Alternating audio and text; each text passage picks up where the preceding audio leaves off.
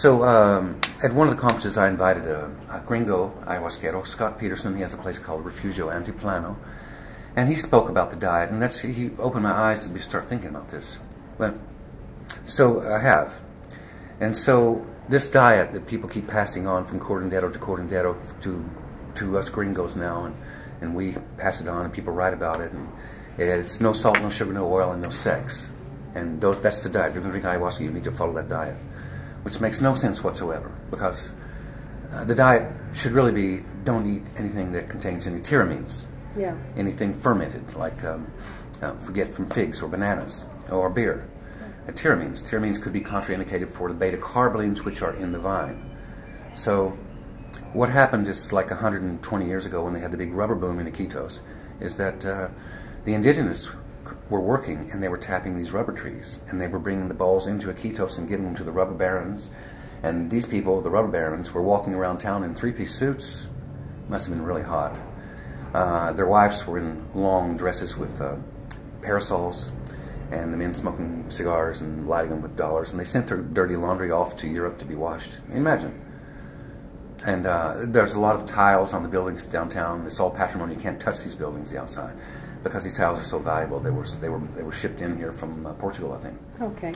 And so the locals, the mestizos, are like, they don't have work really, and they want to make money too. So they decide to go to the jungle, and they want to tap trees, and they can bring the balls in, they can sell the balls, and they can enjoy this really economic boom that's happening. So they go out in the jungle, and as it would be, because the jungle is the perfect environment for bacteria and parasite infections, that they are going to get sick, so their stomach bloats, they get fevers, they're sweating, they're vomiting, they can't get back into a doctor. So they're taken by the indigenous to see their ayahuasquero, their cortondero, their shaman. Yeah. And he says, okay, come here tomorrow, we're going to have a ceremony, we're going to drink ayahuasca, and we're going to drink this twice a week. So they go into the ceremony and they drink the ayahuasca, and it's a purgant. It purges you, and it's been proven in labs that it will kill parasites. So it's not only like taking the top off your radiator of your car and opening the drain cock on the bottom and sticking a garden hose in the top, and then just turn it on for a little while. But it does flush you, but it also actually kills parasites as well. So they do this twice a week, and they stay healthy. But after 20 years of being out there, coming back and forth sometimes, they come into town, and they're telling a story to their friends, what it was like to live out there, to tap these trees and drink this what? This what? Ayahuasca? What's this? And they explain that it's this vine and this leaf that's cooked together, and it creates this effect. And they're like, wow. And you have these visions and hallucinations, and you vomit and you purge, but you feel incredible. And sometimes you leave your body and you go to other places. Yeah. And they want to do that.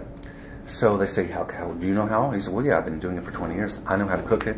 I know I've got the leaves. I know these Icaro songs, blowing tobacco smoke, how to manage a ceremony. So come to my house tomorrow. It's Friday. We'll drink twice a week, Friday and Tuesday. Okay. But because these people here, the locals, have been using plants like cat's claw and other things, chuchuwasi, as medicines, they also know that all plant medicines have a particular diet that you must follow, or they won't work. So they asked them, so what is then the diet with ayahuasca? And so these people say, well, let's see. When we were in the jungle, we didn't have any salt. We didn't have any sugar. We didn't have any oil. And we couldn't have sex with the indigenous women, so or they would kill them.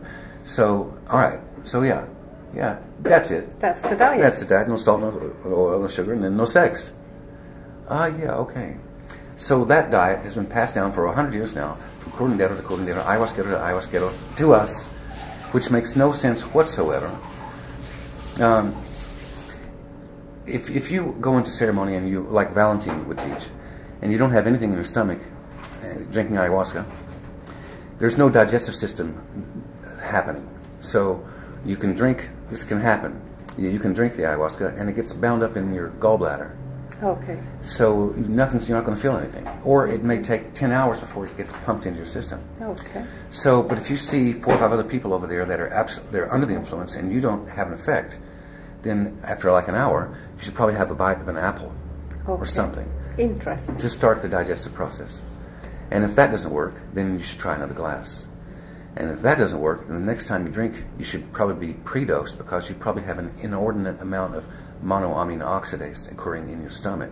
Okay. That's a natural enzyme that we have in our system, in our stomach and colon, which actually deanimates any dimethyltryptamine that would be coming in from plants. So we didn't have this because the dimethyltryptamine, DMT, is in so many plants that we eat that if we didn't have the MAO in our stomach, then we'd be walking around hallucinating or having visions all the time.